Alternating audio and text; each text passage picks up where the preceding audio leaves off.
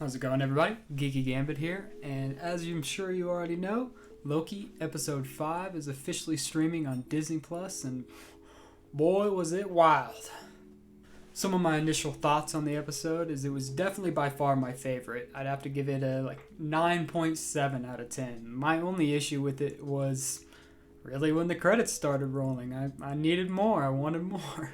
So as usual, I will be talking spoilers for Loki Episode 5. So this is your official spoiler warning, okay? If you don't like spoilers, if you haven't seen the episode yet, you have been warned. So I'm going to start this one off with some of the Easter eggs that I found during this episode because there were a lot. I'm not going to lie. I definitely probably didn't catch them all. So if there's any that you found that I do not mention here, be sure to tell me all about them. So right off the bat, we got our first ever look at one of the most beloved Marvel characters out there.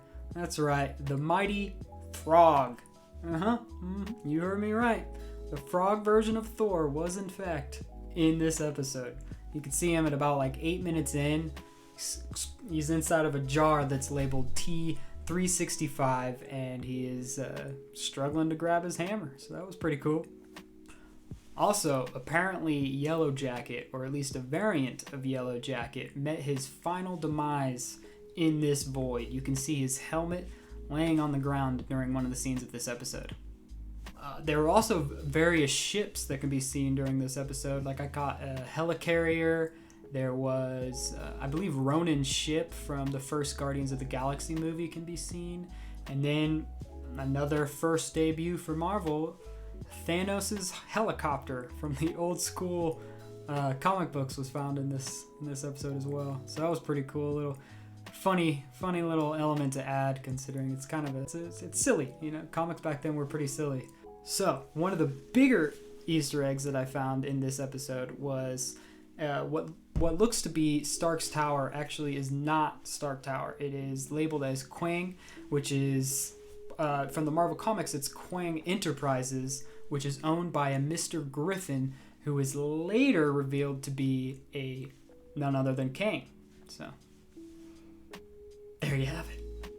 And the final Easter egg that I personally caught was there does appear to be a statue of the Living Tribunal.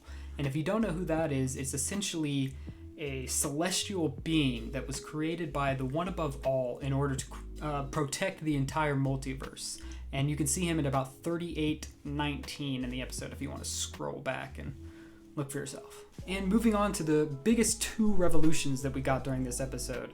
One was a not so throwaway line from the classic Loki, in which he says he's explaining how he got his Nexus event when he tricked Thanos by creating an illusion so elaborate that even he believed it, and afterwards he fled and hid on his own.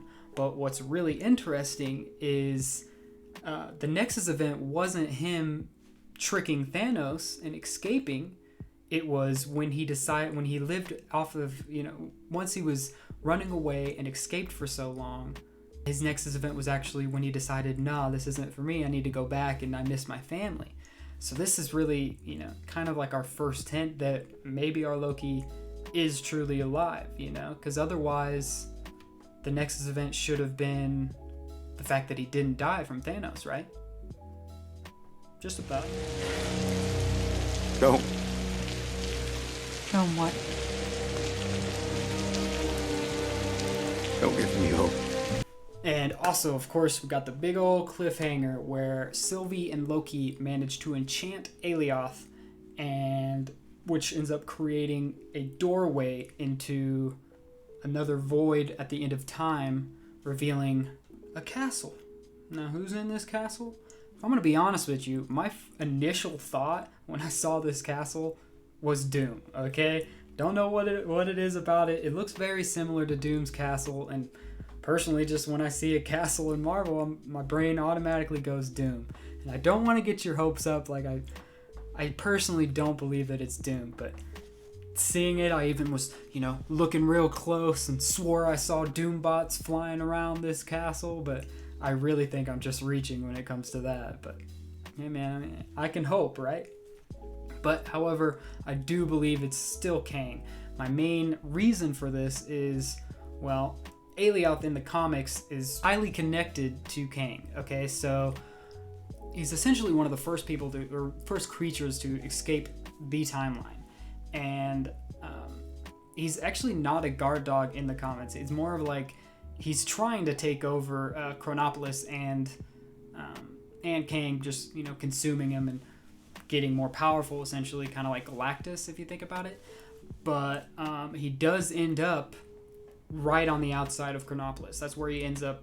That's where his stopping point is, because a temporal barrier is blocking him from getting into Chronopolis until Ravonna Renslayer actually kind of messes up and releases him, and he ends up actually attacking Chronopolis. But regardless, if they switch it to where he's actually the guard dog for Chronopolis, it makes a lot of sense.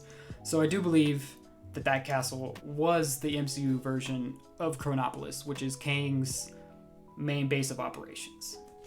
However, I'm pretty sure I'm not the only one that thought that this was Doom's castle. So if I'm just gonna, enlighten those people and say that there is, I guess, a slimmer of hope, I don't think so.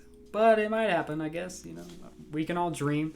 Doom does have connections to Kang in the comics, and actually, in some instances, Kang actually believes that he is Doom, or he's a descendant of Doom, or he might actually be Doom. It's pretty confusing. They go through a whole spout of, "Oh, I'm you, but maybe you're me," and it's something crazy. But there's always that. However, I don't think that we'll get both of them, which would makes the most sense if you're going to bring in that aspect of it. It would be both of them together. But they're such big bags that you can't have two of them at once. However, I will admit, even if it's not Doom's Castle, I will most certainly be looking for more Easter eggs next week's episode and scrambling any sort of hope that we might get some teases towards Doom, because obviously Doom is someone big enough in Marvel that we will be seeing him eventually, but to see him in Loki is not very probable in my opinion. Alright, and when it comes to theories for next week's episode, I'm really just expecting a lot of chaos.